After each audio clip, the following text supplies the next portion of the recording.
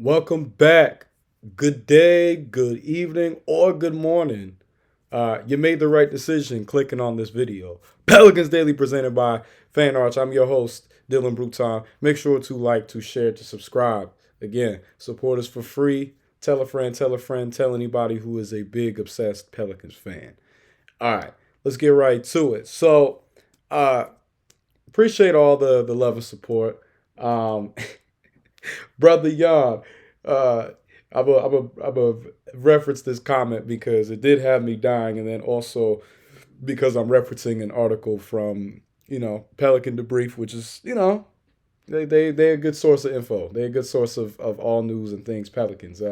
He said, "Bro, I'm starting to think that Chris Lambert is actually your pen name, and you are catfishing us into following the Pelican Debrief." That's where I'm at with it. I can tell you. Chris Lambert is not my pen name, nor is that my alter ego.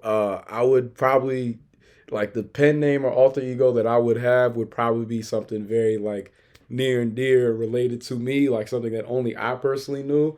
But no, Chris Lambert is a real guy, great guy. Me and him chop it up on the gram quite a bit. Definitely got to get on the phone with him at some point one of these days. But it's not me.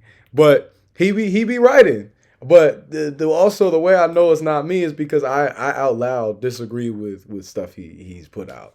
But I always do show love and I do show respect for his craft because he's a great journalist. You know what I'm saying? He's younger than me. You know what I'm saying? He's out here getting 3 articles done a day. So big shout out to Chris for real.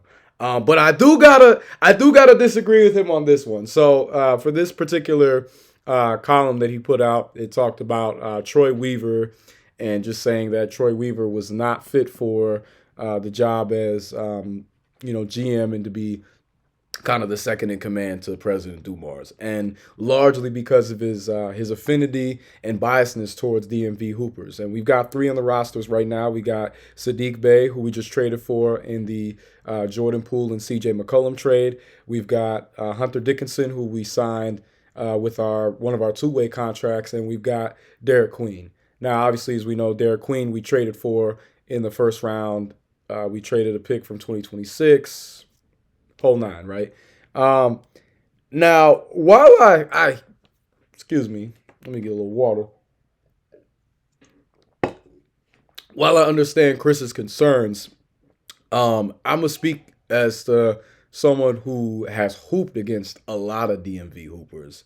I would say pound for pound in my lifetime, I would say whew, I say between the DMV, um, I might put them at number one. I'm not gonna lie. Like I'm really trying to think. I say it's between, in my experience of when I hooped and I was playing travel team, I was playing AAU. I'd say the best hoopers that I came across were either from the DMV, California, New York, New Jersey, uh, Georgia, and weirdly enough, not weirdly, but Georgia or the Carolinas, and then I would throw Texas. A lot of people sleep on Texas, but Texas got some hoopers. But those like five, I would say best hoopers. Like what I'm saying. Now region wise, obviously that breaks down a little different because the DMV is its own thing with DC, Maryland, and Virginia. But not every part of Maryland is the DMV. Not every part. I mean, sorry, not every part of Virginia is the DMV. Yeah, and not every part is Maryland the DMV. That's what makes it a very unique endeavor. I went to Hampton for my first 2 years of undergrad, and most of my classmates and friends that I met were from the DMV, especially like Prince George's County, Maryland, where Kevin Durant is from. So that's a perfect segue because I went down the whole list of like some of the best DMV hoopers, and it is insane. So they got KD, Melo, which Melo's from Baltimore, and if you talk to people from Baltimore, they like to act like their own seceded nation. They like to act like they're their own sovereign country within a state. It's one of the most unique things, even though it's a city, but it's a very big and prominent city. But Melo, he was born in New York City, but he grew up in Baltimore, and then he went to high school at Oak Hill in Mouth Wilson or something like that, Virginia. It's in Virginia. It's like a weird place in Virginia. It's a small but it's like if you go there, it's because you're going to Oak Hill. But Mello, Elgin Baylor, Adrian Dantley, Dave Bing, Victor Oladipo, Michael Beasley, Terry Rozier, Len Bias, rest in peace, and rest in peace to Elgin Baylor as well. Um, Ty Lawson, who works with fan art. Shout out to Ty Lawson, one of my favorite Tar Heels of all time, which that's almost an oxymoronic statement for me as a Duke fan, but I love Ty Lawson. David Robinson, Grant Hill, Steve Francis, Quinn Cook, Thurl Bailey, Rudy Gay, Markel Fultz, JJ Redick. Markel's a year older than me. So I was in high school. He graduated class of 16. I'm class of 17. I remember Markel. Markel was that dude at DeMatha. He was a dog. And I know some people who played against him, and they got absolutely cooked. And like I said, I played with some guys that's in the league. I played with guys that played D1. I played with guys that went and played at the national. So like I'm not over here trying to flex my skills and nothing like that, but I've been able to be around the game and be around some real killers on the court. But yeah, Redick, Jeff Green, Rondo, Rajon Rondo, Jeremy Grant, Montrezl Harrell, Josh Hart, and on the women's side, they got many, but one that gotta shout her out because she's been killing it, doing her thing. One of my favorite women's hoopers, and the cover and on the cover and a cover athlete now, Miss Angel Reese. So yeah, Chris, we gonna chop it up, but I hear what you're saying that yes, Troy Weaver does have an affinity for the DMV, but I think there's good reason because I'd say pound for pound they have the best hoop talent. Like I've in my time, right? I almost lived in Maryland a bunch of times when I was a kid. I almost lived in DC. My dream school was Howard. I didn't get in because of a math credit, so I would have been out and about in DC. Um, I got family in Virginia. I got a lot of family friends in Maryland. And I've never met anyone from the DMV that couldn't hoop. I'm not saying that there's not people who couldn't, but in my life, whether it was in tournaments, whether it was in college, or whether it was just friends that I've known over the years, I've never met anyone from the DMV that can't hoop. Hoops culture up there is to what football culture is down south. You know what I'm saying? It's Bible and belt and hoops in the DMV the way that it's Bible and belt and football down south. And not to say that there's not great football in the DMV, because there is. There's a lot of great football teams, like high school programs up in the DMV. We played a couple of schools from DC and Maryland, and they were tough. They were like that. And there's great football. I would say arguably Virginia has the best amount of football talent. Like if we're ranking of the DMV, Virginia's football talent that they produced is insane. Um, and then with the South, there's a lot of great hoopers down South. It's not just a bunch of great football players. There's a lot of great hoopers, and I mean, I saw someone say recently Texas ain't the South, and I'm like, wow, I must have been living under a rock because as far as I knew it, Texas was the South. But yeah, so I hear what Chris is saying, but I think that this is a situation where look, I don't know, with Hunter Dickinson in particular, because I think that's more where the concerns are. It's less more about Sadiq and more about or Derek Queen and more about Hunter Dickinson. And if with Hunter, I was actually impressed with what I saw in the summer league. He was saying he kind of violated on Hunter. He said any hoops fan who watches for 10 minutes sees that he's not an NBA player. Chris, you a dog, man. You are a funny cat, yo. I don't think that personally. I did like what I saw out of Hunter Dickinson, but do I see like a long term starter? No, but I think he could be a solid off the bench complimentary big, and there's nothing wrong with that. There's really nothing wrong with that. There's no shame in that. You can carve out a great career as a backup, but I think it's also possible he doesn't end up on the main roster by the time preseason rolls through. He's got to show improvement training camp. That's really the time where those two-way guys they have to show improve. But We gonna see, but our collection of talent, we got too much talent. This is the most amount of talent that this team has probably ever had. So I'm very optimistic about this season, and I trust in Troy Weaver, just given his background, right? Whether his work with Syracuse or his work with OKC, or even with his work in Detroit, which I know, yes, they didn't have all the success, but look at the team now. That is the foundation that Troy Weaver built. So that's all what it comes down to with us in New Orleans. But I talked about Texas. Talk about one of the most crazy enough, one of the, of my lifetime at least, one of the most successful hoopers from Texas, but Dallas's own Kendrick Perkins, who played with us from 2015 to 2016.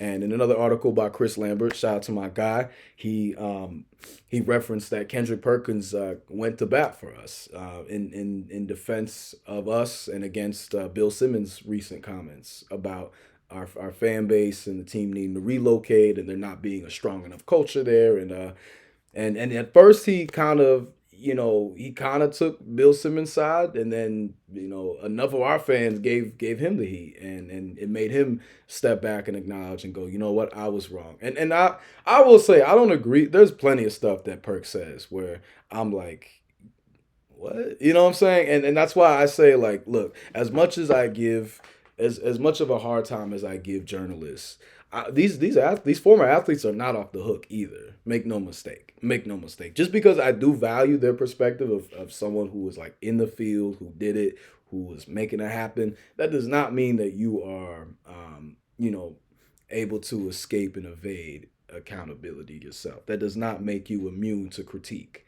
So, but I appreciated what he says with this. So he said, I barked up that tree before and it was a mistake on my part. The fan base got on my heels like a pair of church shoes, which, oh no, sorry, church socks, which that was pretty good. That was pretty funny. I'm like, he's very witty. Like, I don't care what no one says. Perk is a lot of things, but he is entertaining. He is very funny.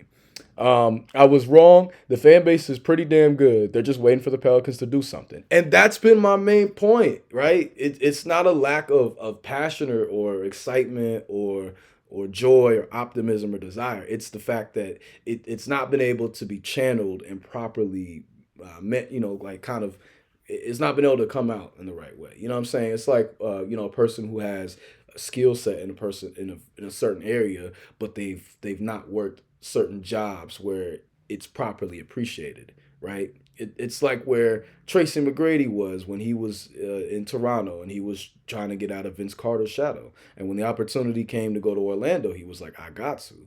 You know what I'm saying? Because I want to show the world that I can stand on my own too. And I'm just as good, if not better, than my cousin. Which, shout out to Vince Carter, one of my favorite players of all time, the greatest dunker. But Tracy McGrady was a better player. I don't think that's disrespectful. I think even Vince knows that. Now Vince, at one point, like if we go on like first couple years to like 2001 or 2, okay, yeah, Vince just had him over, but Tracy after that had him the rest of the way. And not, Vince Carter's a Hall of Famer, well deserved. Like, not taking anything from it. He earned that 100%. But Tracy McGrady had to step out on his own and be in an environment where he could be and blossom. And to take it back to us, it just comes down to, can we become the team that we're capable of with this talent? We've been teased with the talent. We've seen what we could do on paper, but can we win games? Can we go to the playoffs? Can we make a run? And these are all things that I 100% believe are achievable. I've been speaking praise about this team for a while, and it just comes again back to, can you do something?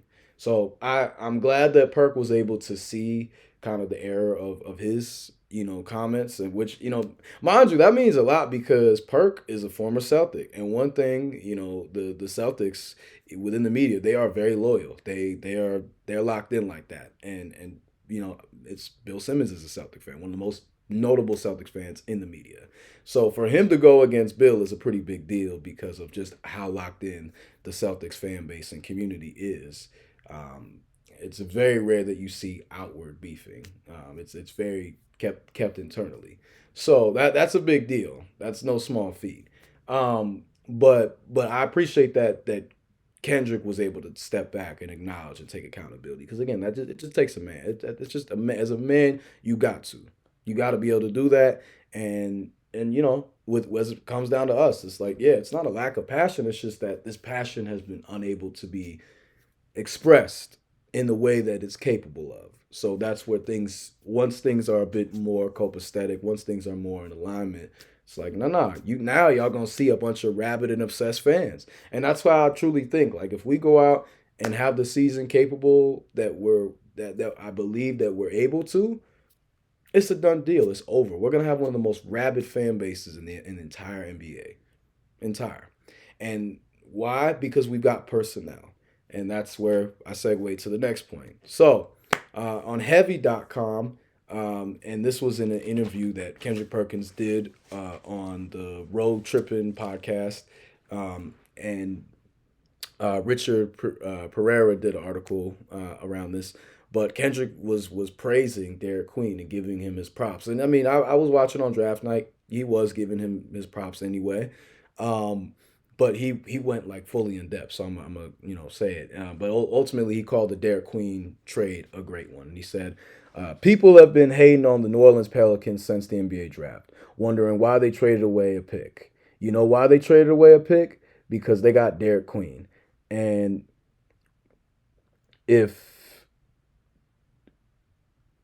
anybody, okay, yeah, I was about to say, I'm like, sometimes I can't even read my own handwriting. If anybody has any type of basketball IQ and followed this young man, Derik Queen, they should see he's gonna be special. I'm telling you that straight up. I would have beep effing moved up to get Derik Queen. He is a baby Jokic, baby Sengun. The man has a complete package. He is going to be special. And if things and he went even further than just giving Derik Queen his props and praise, which by the way, like those comparisons of Sengun, Jokic, right? I've mentioned Zach Randolph, Marc Gasol. Like, there's a bunch of players that Derik Queen reminds me of, and if he reaches anywhere of that ceiling, that's a scary player, and that's exactly the type of player that you move, you move picks for, right? The man is a complete package. He's gonna be special. Yeah. If things don't pan out with Zion Williamson, and after this season, if the Pelicans decide to part ways or trade Zion, I'm telling you right now, Derik Queen, then when he comes back from the wrist injury, he's going to be a problem. He's arguably the most skilled player in this draft with upside and a ceiling. He doesn't have no ceiling. So that's mighty praise from Kendrick. Mind you, Kendrick doesn't really give a lot. Kendrick and Shaq, within the media, given that they come from, I mean, two very different players, two very different legacies. But neither of them necessarily are quick to give a lot of props and praise to the bigs of today. Why? And it's understandable, right? They're both back to basket guys, come from that foundation of, as a big, you're most of the time you're gonna be in the post, hands out, hands up, boom, 1-2, drop step, 1-2, hook, 1-2, bank shot. Like, they come from that era of bigs. So with bigs today who are more like, jumbo size forwards and wings that can handle the ball, it's like, what is this and why is this so different from the norm? So it's a big deal that he gave that praise. Make no mistake, it is a very big deal. I've raved about Derik Queen's potential quite a bit. He showed me so much upside and potential in his 1 year at Maryland, and I think, and Derik Queen is, what I'm saying, Baltimore. Now, again, granted, Baltimore is its own thing, but again, with Baltimore being its own thing, they have both the DMV, right? They have that aspect, but they have a whole different type of edge and have a whole different type of energy. If you watch The Wire, right? It is no joke up there. And that's not like calling it like a war zone, nothing like that. I hate when people get corny and do stuff like that. No, but it's, you have to be cut from a certain cloth to be in a city like that and to emerge and become something. So clearly, right? And we've known and we've seen Derik Queen shine at the brightest of levels. We've seen him shine when the pressure is at its toughest. So now, I don't want him the word. I don't want all that Zion talk about trades and getting rid of and all that. I don't want that to get any type of momentum. You know what I'm saying? We dubbing that. But I hear what Kendrick is saying. Needless to say, I hear what Kendrick Perkins is saying. In terms of Derek Queen, if he becomes everything he's capable of, that is a franchise altering and impacting player. And it was just coming to my mind now. I'm like, a guy that Jokic gets compared a lot to. There's two guys that Jokic gets compared a lot to that were both historic centers that played for the Blazers. That maybe these also could be other people that Derek Queen studies and watches. But two guys like Bill Walton and Arvydas Sabonis, and he gets compared to them to a lot, especially Arvydas Sabonis, who's Demontis's dad, and arguably could have been one of the greatest bigs ever had he been able to come over to the NBA sooner, had it not been for the Soviet Union and the way that international basketball contracts were scaled back then when it came to if you wanted to make that jump to the U.S. to play professionally.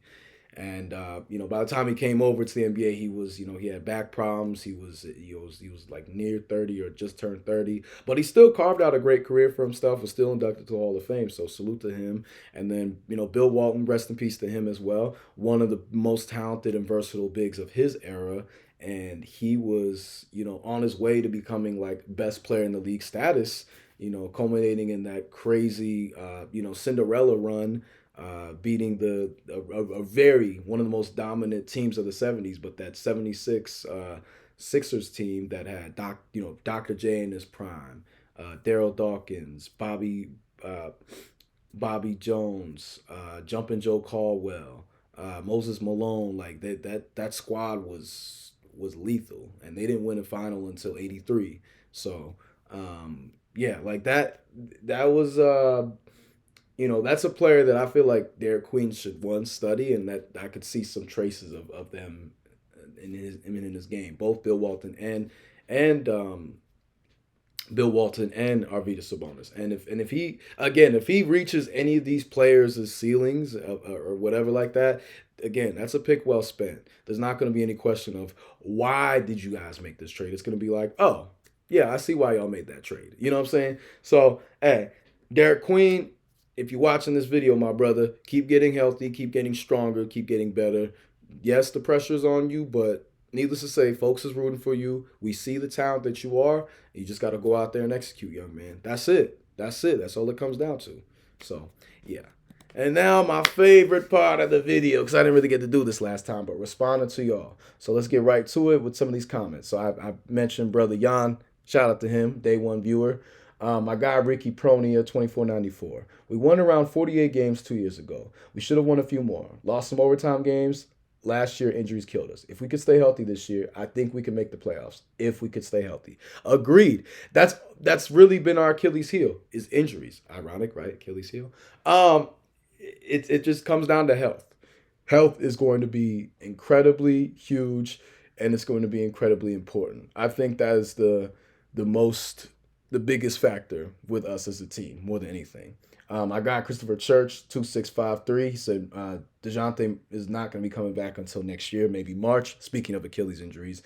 Yeah, that sounds about right. And ideally, we've got things figured out so that DeJounte can come back smooth, can get worked along, and then by that point we're making a playoff run, or we've already gotten there, and he's able to pick up like nothing's ever left. And then I got Christopher Church again because he be showing love in the comment section. Agreed on Zion as always. He got some Larry Johnson also. I wonder if the family likes Joe. Not sure that matters really, but I know they didn't really like Griffin too much. Yeah, LJ is a guy who I see a lot of in Zion. You know what I'm saying? And Larry Johnson, prior to his injuries, also had face of the league potential. I think it goes kind of overlooked because this was at the height of Jordan mania, right? And but Larry Johnson was one of the most dominant college players at UNLV, and there's a lot of similarity with him and Zion. Larry Johnson developed his jumper. If Zion can develop his jumper the way Larry did from the mid-range and from three even, because, I mean, Larry Johnson hit that infamous, he was hit, and he did this. I'll be doing this on the court sometimes. He was fouled and he hit it. And he made the 4-point play in the Eastern Conference Finals in 99 against the Indiana Pacers, right? If he can get his jumper to that level, watch out. Sky is not even the limit. This young man is gonna be ruling the league. But I do wonder that too. But I'm led to believe that yes, I believe that just with the way that President Dumas has spoken on their son and spoken about being able to guide and be a good mentor and leader towards him. I definitely think that has a big thing, and that plays a big factor. And family is everything. And knowing Zion, right? He's very close with his mom. He's very close with his stepdad. They've been a huge instrumental part of his development. They do a lot in the community out in South Carolina and in New Orleans. And I can imagine that they might not have had that type of relationship with David Griffin. And not saying David Griffin isn't a good guy, but he can't speak basketball the same way that President Dumars can. He can't also, you know, blend that with the life, right? What I'm saying? Joe is, President Dumars is from the South as well, from Shreveport, right? Shreveport and Spartanburg, there are some similarities in terms of how those cities get down. So I think that plays a huge role in how things go. Um, but my guy Shaq 68 will make playoffs, at least playing regardless of injuries. All non-playoff playing teams partake in some degree of tanking, which we will not be doing. That is true. People forget that it felt like both the Mavs and the Kings were tanking, and then they made it up into playing. Even with the Bulls as well. And the Heat to some degree, even though the Heat are very, they're a prideful team. Pat Riley ain't ever tanking outright, but they were trying to jockey themselves and position themselves to get a good enough pick but still be competitive. But I agree. I think the play-in is like the absolute floor for us. But I think we can push for the 4 through 6 seed if everyone stays healthy and Zion, leaps the way that he's going to. That I think. Ricky Pronia 2494. Zion must have his best year ever. He can be one of the best players in the NBA. No more excuses. 100%, Ricky. I'm with you on that. This is his year. This is his time. You know what I'm saying? Like the Jeremiah hook on the Fab song, My Time. Go hard today. Can't worry about the past, cause that was yesterday. I'ma put it on the line, cause it's my time. Hey, hey, that's my song. But that's exactly how Zion needs to approach it. The past is the past. You know what I'm saying? Don't worry about it. It's your time right now to shine, to show the world who you are. You know what I'm saying? I was watching the Mufasa movie yesterday briefly. I fell asleep before the ending. I need to get better at that. But Lion King is one of my all-time favorite movies. I'd say it's like in my top three. It's like what Mufasa told to Simba. He said, "Remember who you are." You know what I'm saying? Look within, and don't forget the king that you are. And I believe in Zion. I really do. There's a reason why the hype was on him. There's a reason why the the comparisons, the Hall of Famers were thrown at him in high school. The young man can do it. I believe in him. He's got strong enough shoulders to take on that pressure. So it's just now on to him to take us home to get us to the promised land. You know what I'm saying? Even biblically, the name Zion, right? There's all this stuff goes deep. It goes deep. So perfect way to end with this comment of Shex 68, pastor, preacher, philosopher, coach Dylan.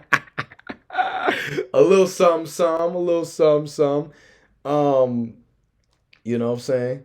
I appreciate it nevertheless. I appreciate it, and I just try to speak life into these videos. I try to give my perspectives to go beyond just basketball. But it's been a pleasure to chop it up with y'all. Make sure again, like, share, subscribe. Make sure to tell a friend, tell a friend. Anybody who's a diehard Pelicans fan, tell them to come over here. This is the channel for them. We're going to be talking a lot about Pelicans ball. There's a lot more developments to take place. So stay tuned, stay blessed, stay amazing. And again, shout out to Fan Arts too. Give them all the love and support possible because they be putting this stuff together. They got a great platform themselves. But yeah, much love, y'all. You stay blessed. Keep, being a light in other people's lives. It's a very exciting year of Pelicans basketball coming up. I can't wait, and I can't wait to cover it with y'all. All right, man. Have a good one.